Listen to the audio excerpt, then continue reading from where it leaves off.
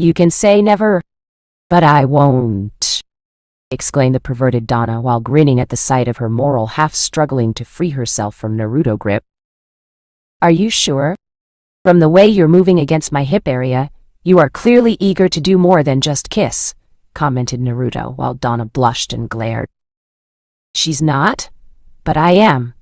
I felt what you're packing down there and I want it, exclaimed the perverted side of Donna Troy. As if I would want a disgusting man like you, remarked Donna while Naruto grinned. Are you sure? I bested you in combat. Fair and square. Isn't there some kind of secret rule among the Amazons about such a thing if a man bests one of them in combat? Asked Naruto while Donna glared at him harder. No such rule exists, said Donna angrily. Sadly, you are right, though I wish it did exist. We would have been having sex with him by now, commented the perverted Donna Troy. Sure you won't give me a kiss? Asked Naruto while Donna glared at him. No, exclaimed Wonder Girl angrily. Yes, exclaimed the perverted Donna Troy.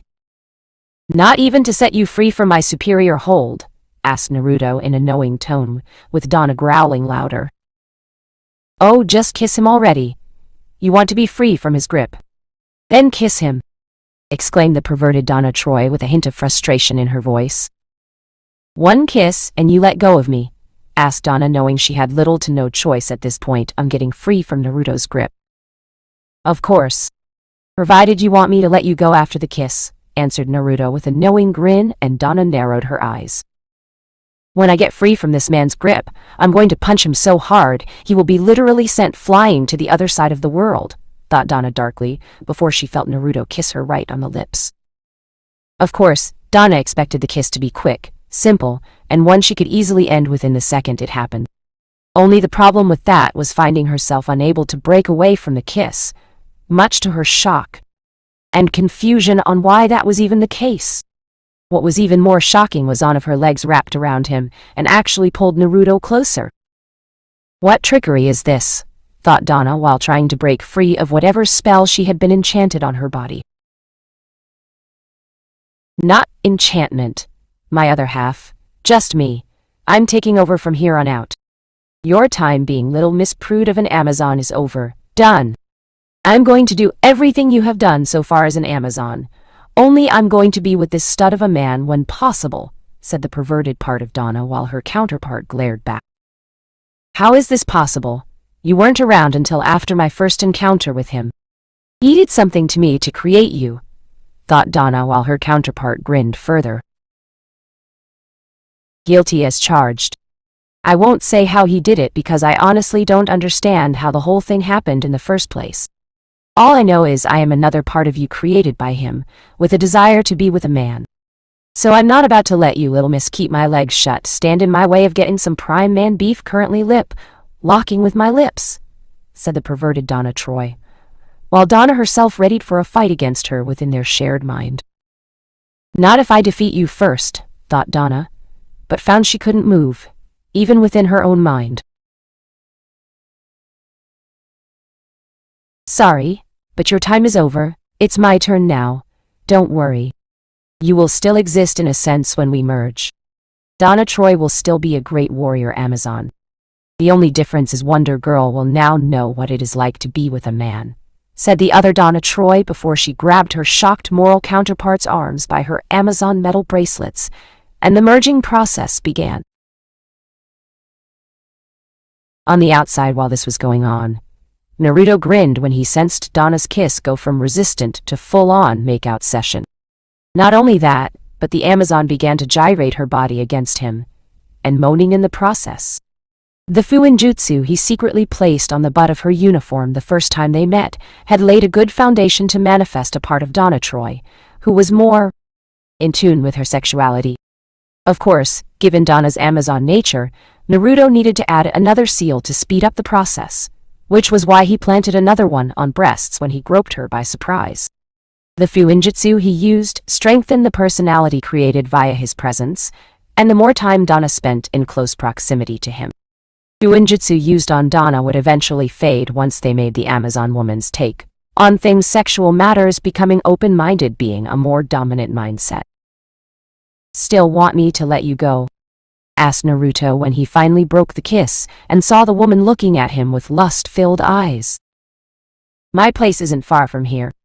Help me break the bed, breathed Donna and gasped when she felt him put a mean hickey on her neck. I'd rather break this roof first and then your bed, whispered Naruto into her ear, and it made Donna shiver with desire. It also didn't help one of his hands had gone from holding the Amazon warrior to groping her breast without any shame on his part. In return, Donna moaned louder, and now used her free hand to grab onto his shoulder. As tempting as that is, I want you to have me in my bed. Not the roof, replied Donna in an almost pleading tone, while Naruto let out a primal growl. Fine.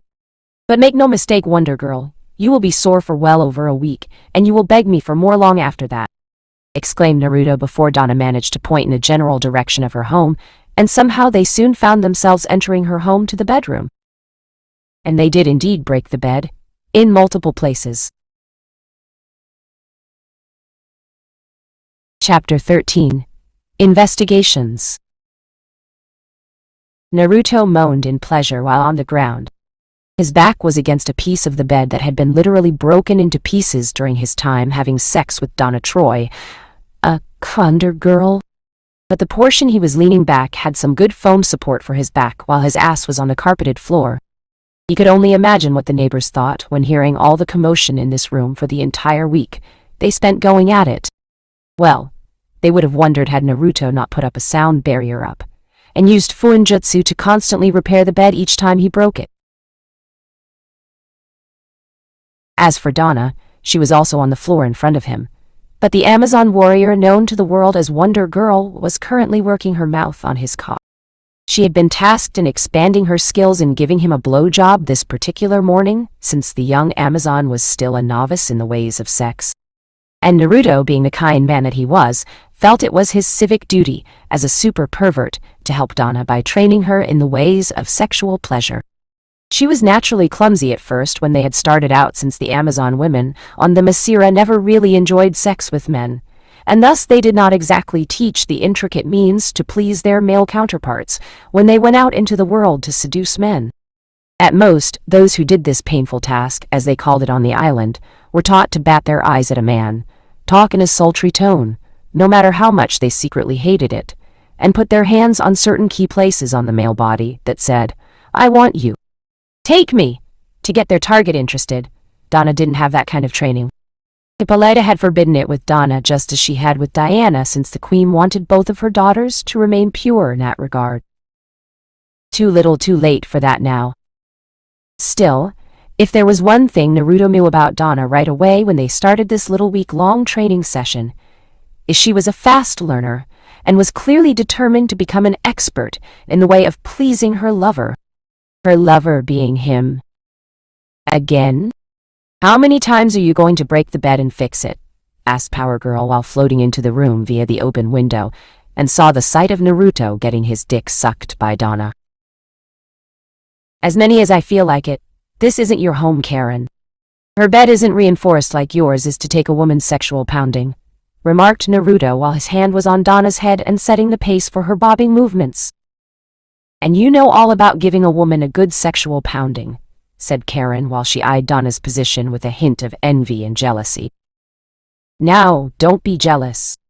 Besides, you know I have more than enough stamina for you once she is done here, remarked Naruto while Donna seemed busy focusing on his cock over the fact Power Girl was in her bedroom watching her pleasure him. The rest of your harem can vouch for that, said Karen, as she had been a little upset at first, knowing Naruto had other women in his harem, and some of them had actually been villains. But Karen got over it. Besides, it wasn't all bad. Starfire had explained things to her in the most simplest of terms on what Naruto's goals were for the world. While she didn't approve of taking lives part of Naruto's plans, Karen couldn't deny the world was a much better place for it. The crime in Gotham had hit an all-time record low.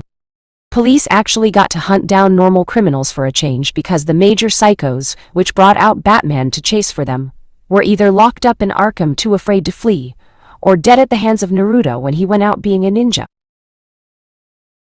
Not only that, but Karen knew deep down that the Justice League, for all its good, did not have the will to essentially unleash its teeth on evil as a whole, trying to be a symbol of what it means to be a moral compass, in proving that evil will be caught and punished accordingly. Unfortunately, the justice system which took these supervillains, or psycho-criminals from the Justice League, was corrupt, or also unwilling to end the lives of these monsters. Sometimes, Power Girl would stop them easily enough, throw them in jail, and they would get out by the week's end. It had been infuriating at certain points knowing there was some means for these horrible people to escape prison to harm others. So when Naruto's perspective of ending the lives of these horrible people came up, she didn't oppose it right away, which he called her out on to admit even heroes like herself thought lethal force was required when necessary. She admitted to him that in certain cases, ending the life of certain evil entities needed to be carried out. Though Karen admitted the idea of carrying out the deed herself, when called upon, was a coin toss, and she wouldn't be able to make a decision until the moment where it mattered. Naruto understood. Plus, it was probably for the best if she didn't kill anyone right now. The public was not ready for a Kryptonian taking a life. Even now, there was still a bitter soreness with the world as a whole, regarding Superman temporarily being on the side of evil, from being brainwashed by Darkseid. While Cadmus had been practically disbanded in a sense, the mindless sheep they could stir up to side with them, and make things bad for Karen, Kara, or Galatea. The last thing he wanted was for the mass of idiots who secretly hated all things aliens to gain some form of symbol to rally upon to combat anything not considered human. As if you didn't enjoy that threesome we had with Starfire. You were quite vocal when we pinned you down, remarked Naruto, while Karen had the decency to blush and look away. Shut up, said Karen while ignoring the sound of Naruto letting out a moan, saying Donna's name and coming right down the Amazon's mouth with the eager woman loving every second of it. Barely a few days fucking their shared lover and already Donna had become greedy with a need for his essence. The bitch. You are getting better, Donna, said Naruto, after free her mouth from his cock. Practice makes perfect, replied Donna while kissing his manhood and fondling his balls like he had instructed the first time she did this to him. Yeah, well, you've had enough solo practice with his giant cock, so move over, you horny Amazon slut, exclaimed Karen, as she was feeling the need for his dick, and seeing the Amazon blowing him didn't exactly stop the desire from leaving. Quite the opposite. Make me, challenged Donna while glaring at Power Girl, while still stimulating Naruto with her hands. Stand up to fight me and I will, Power Girl shot back while Donna growled. Ladies, share or I will leave. You two are sisters now in my harem and must share. Or should I go elsewhere to get some love? Maybe a quickie with Kara, Galatea. Or Starfire, perhaps? Maybe I should have a threesome with Harley and Tala, offered Naruto while both women narrowed their eyes at each other with angry eyes. Truce, asked Donna while Karen nodded and was already stripping. Truce. Now scoot over. I want some of that, commanded Power Girl before she joined Donna right on the ground, and both women were now eagerly working their mouths over Naruto's junk. I am the man, thought Naruto with a perverted grin on his face. Whirlpool Inc. sometime later. Mr. Uzumaki, your 10:30 a.m. appointment is here. A Mr. John Henry Irons, said Mercy on Menma's phone. Thank you, Mercy. Send him in, please, said Menma before the doors opened, and John Henry Irons. Ow! Steele walked into the room. Mr. Uzumaki, said John while Menma got up from his seat and shook the man's hand. Mr. Irons, how are you? Do you want anything to drink? Water? Coffee? Tea? Soda? Asked Menma while motioning for the man to sit in the chair. Thank you, but no. I'm good all the same. When your assistant called me not that long ago, I was a bit skeptical about coming here. The last time I was in this building, it was with my former boss, and I had just quit my job regarding the project he assigned me, replied John while Menma smiled a gentle smile. I'm not Luther in any sense of the word, Mr. Irons. What he did was a mistake. How he ran his company was a mistake. I assure you, if I had been running Lex Corp instead of Luther when you were employed here, the power suit that you made would have been properly tested and would not have gone into any form of production until all the bugs were worked out, said Menma, with John nodding in appreciation. I had to redo the suit from scratch, and even then, I only made one that I use when I am fighting beside the Justice League, said John, since it was no secret. He wore the suit since everyone in his neighborhood knew it was him, and word got out. I know, Mr. Irons, which is why I want you to make a completely new power suit for the Metropolis Police Department like you were first tasked on doing when working for Lex Luthor. Now, before you decide to say no to my proposal right off the bat, or state some form of hesitation on accepting it, I want to assure you this project will be different from Luthor's. The one big difference between that project and this one is I am giving you full control over it, meaning the project does not get a chance of being approved by me for production until you sign off on it, said Menma, while John was surprised since Luthor would have never done this. Which was what resulted in a fiasco with the first power suit, when John told him it was a bad idea to allow it to be used. I would have complete control. No pushing for results, no dismissing an issue with the suit, or if I find it may have some side effects upon wearing it, asked John, while Menma nodding.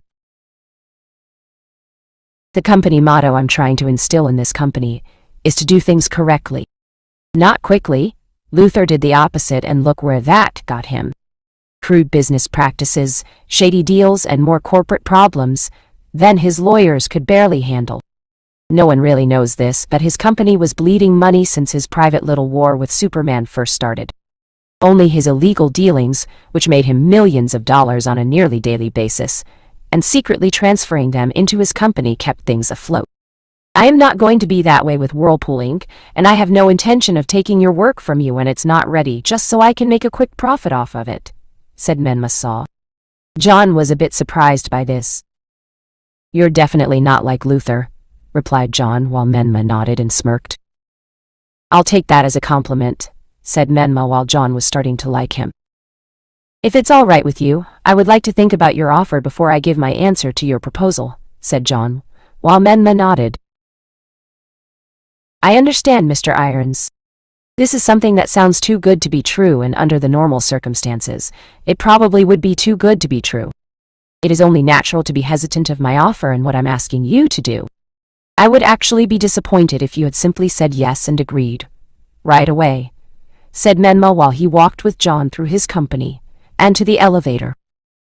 Their ride down stopped on R when Dr. Pamela Isley entered with both Menma and Pamela, noticing him tense for a second.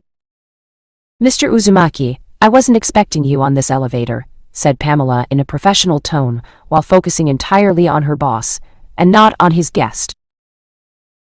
Neither was I expecting you, Dr. Isley. I was actually discussing things with Mr. Irons on him possibly working for us in the future. He was a former employee of Lex Corp, who left for, well, let's just say it was because of Lex Luthor, and thus done for all the right reasons, said Menma in a joking tone, and made John relax a bit while Pamela smiled. All the more reason for him to come here to work for you, Mr. Uzumaki. From what I have heard in passing, everyone here considers you to be Luthor's polar opposite in the corporate world, replied Pamela, while turning to look at John fully to gauge his reaction to her focusing in on him. Well, I haven't given my answer just yet, Dr. Isley. Luthor originally blacklisted me from working for other companies and tied me up with lawyers to prevent me from working with one of his competitors, remarked John while rubbing the back of his head and let out a sigh. I will have my company lawyers look into it. Ironically enough, it will probably be the same ones Luthor hired to tie you up in such matters. If anyone can undo the damage they caused, it is them, replied Menma, while John looked somewhat relieved, since he could not afford such a high-priced lawyer at this point. I don't want to be a bother, remarked John offhandedly. Nonsense. I want you to work for Whirlpool Inc. and for me, not Star Labs. Not Wayne Enterprises. Me, stated Menma firmly, while John thought it over in his head. You really should take the offer, Mr. Irons. When Mr. Uzumaki approached me with his offer to help achieve my goal in helping the Earth, I was hesitant to accept. I will admit it, I was cautious in siding with someone with a corporate image. But in the end I took his offer, and quite glad I did. You have a second chance at putting your talents to good use, Mr. Irons. Such an opportunity only comes along once. My advice to you is to take the offer while it is still available, said Pamela before the elevator dinged, and opened for Pamela to exit. She didn't as so much as flirt with us.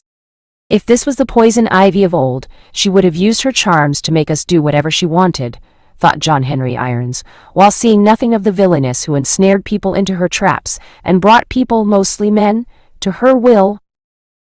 I will stop by your office to deliver my reports on the plant life I have been working that feast on the pollution around them. The results have shown a great deal of promise, said Pamela while Menma nodded. I'm looking forward to reading the report, said Menma before the elevator door shut, and the two men descended downward to the first floor. Is she doing well here? Asked John curiously. Doing well? Dr. Isley is practically thriving here in my company. With the resources on hand that she is using, my scientists here at Whirlpool Inc. project, we will remove the more harmful toxic elements hurting nature in the next 5 to 10 years. Dr. Isley wants to make plant life that can sense, if not feast off the growing pollution and toxic waste we suffer from every day. It won't be long before landfills are targeted next, and the means of terraforming plant life, where there was no life, said Menma, while John was impressed by it too. Like many people, he felt the earth had been poisoned with many toxic pollutants of all kinds, and as a result made it difficult for humanity to survive.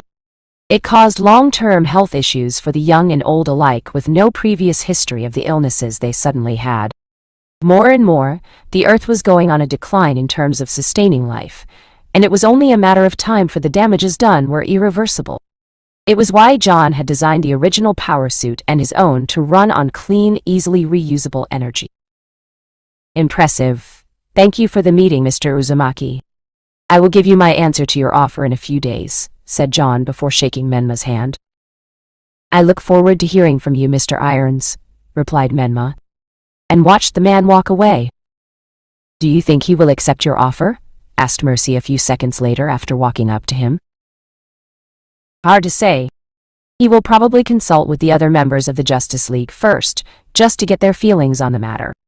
They may even suggest he take the job just to spy on my company and various employees who work for me. Which is fine. I have nothing to hide.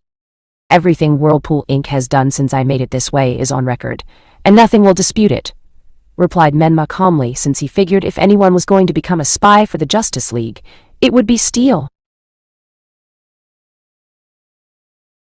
Miss Minerva is getting along nicely with her fellow scientists, added Mercy, while she knew Menma wanted an update on his more valuable employees, who were of interest to the general public, and the media regarding their reintegration into society. Good. Her cure for herself is a bit far off, but I'm hoping we can find it. If anyone gives her any kind of crap because of her current appearance, I want to know about it so I can have such nonsense dealt with immediately. There will be no negative output towards her, Mr. Dent, Dr. Isley, or anyone else that I employ. Understand, said Menma firmly with Mercy nodding. Yes, sir, replied Mercy, immediately knowing he was going into full business mode. Anything else to report? Asked Menma, knowing there was always something waiting in the wings when Mercy came to tell him some piece of news.